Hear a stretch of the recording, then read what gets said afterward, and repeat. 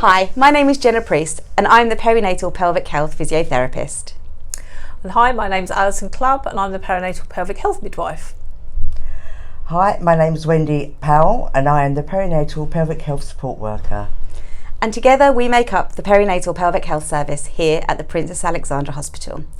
And we are here to help support you if you have any problems or worries about your pelvic health now your baby is here. Okay, so let's start by discussing what is normal and what is not after having a baby. If you have stitches after the birth of your baby, it's quite normal for them to feel uncomfortable in the first few weeks. You may feel very bruised and swollen down there, so it might be a good idea to take the regular painkillers to start with to help. You should also shower with plain water once or twice a day to keep the area clean, and make sure you change your pad regularly. If you notice the discomfort is getting worse, you notice the area smells, or you have any yellow or green discharge, give your midwife or GP a call. It's really important you get the stitches looked at, so do not feel embarrassed about this. We are very used to it, and it means if there are any problems we can pick it up quickly and make sure they're treated. Having a wee might be a bit sore to start with because of your stitches. You can help this by making sure you drink enough, because if the wee is strong, it will sting more. So we suggest you aim for about 1.5 to 2 litres of fluid a day. Water is best, but squash is fine too. If you are worried you might have a urine infection, please speak to your midwife or GP.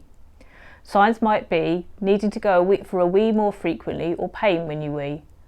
It's quite common to not feel the sensation of needing a wee when you've had a baby. Setting a reminder on your phone for every 2 to 3 hours can help if this is the case, so you do not let your bladder get too full. Make sure you tell your midwife straight away though if you feel you're not able to pass urine or you're only able to pass very small amounts.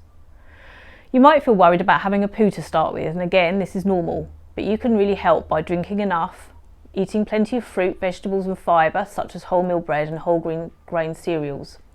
And you can also hold a clean sanitary pad or pad of tissues over your stitches to support them if you want extra reassurance. If you are finding it hard or painful to go, ask your midwife or GP about getting something to help make the poo softer. Piles are very common again after birth, and the advice we have given already will also help with these. They usually gradually get better, but if they are very uncomfortable, there are creams available, so ask your GP or midwife about them. So now you've had your baby, and if you've had your catheter removed, it is safe to restart your pelvic floor exercises. We understand that with a newborn baby, the last thing you may want to think about is your pelvic floor exercises.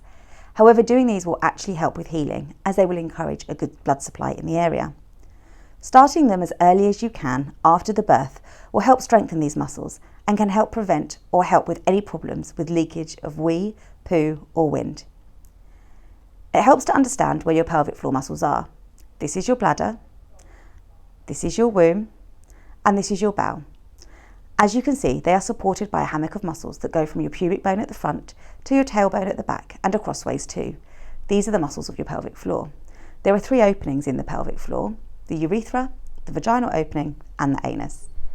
Your pelvic floor exercises can be done in any position, but most find it easier laying or seated, the easiest to begin with. So get yourself comfy and think about pulling your pelvic floor up and tightening the muscles. If you struggle to feel anything, try imagining yourself stopping having a wee mid-flow. It is important not to practice this every time you have a wee, as it can lead to urine infections, but you can do it once to get an idea of how a pelvic floor squeeze should feel. There are 2 main exercises: slow squeezes and fast squeezes. So let's start with the slow pelvic floor exercises first. It is important to note that you shouldn't be clenching your buttocks or squeezing your tummy muscles right in. You might feel a gentle tightening in your tummy, which are your deep tummy muscles working to help your pelvic floor. Remember to keep breathing normally as you do your pelvic floor squeezes. Squeeze your pelvic floor up, imagining you are trying to hold in wee and wind at the same time. You should feel your pelvic floor muscles squeeze and lift inside. Hold the contraction for as long as you can before you feel the squeeze start to let go. Do this as many times as you can, up to a maximum of 10 times, until the muscle feels tired and isn't holding on as long. It is very important to let the muscle rest between each squeeze, so make sure you relax for at least 5 seconds before you start to squeeze again. Do not worry if you can only hold it for a few seconds at the moment. As time goes on and over the next few months, you should find you are able to hold for a longer amount of time. Your aim is to be able to hold on to the squeeze for 10 seconds 10 times in a row. But as we said, this may take several months. So now just have a little rest for a minute. Now for the fast pelvic floor muscles. It's the same movement, but a quick hold and relax motion. Squeeze the pelvic floor up and then let it relax down straight away. Try to build up to do these 10 times with a 4-second rest in between in one session. Squeeze, relax, 4 seconds rest. Squeeze, relax, 4 seconds rest, and so on. Do both of these exercises 3 times a day. Don't forget, it takes several months of doing these exercises to really see a difference, and don't give up. And remember, don't stop doing this even after this time. We should all do pelvic floor exercises at least once a day to stop us having any problems in the future. If you feel you need some prompting or reminder, the Squeezy app is a great app recommended by the NHS. It costs £2.99 and it can help you to remember to do your exercises regularly. Or you can link the exercises with something you do regularly. For example, when feeding baby is a good time. Do a set time with a morning feed, an afternoon feed and an evening feed. And once you get into the routine, you'll be much less likely to forget. These exercises are normally really successful in helping to get things back to normal.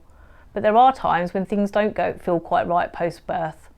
Did you know that 1 in 3 women or birthing people will leak wee after having a baby? Just because it's common does not mean it should be accepted as normal. And if you're finding that you're leaking wee, poo or wind and you're not able to control this, it might be a sign that your pelvic floor is weak and you need a little bit more help. You might feel a dragging sensation or heavy feeling in your vagina, which is another sign your pelvic floor needs a little extra help.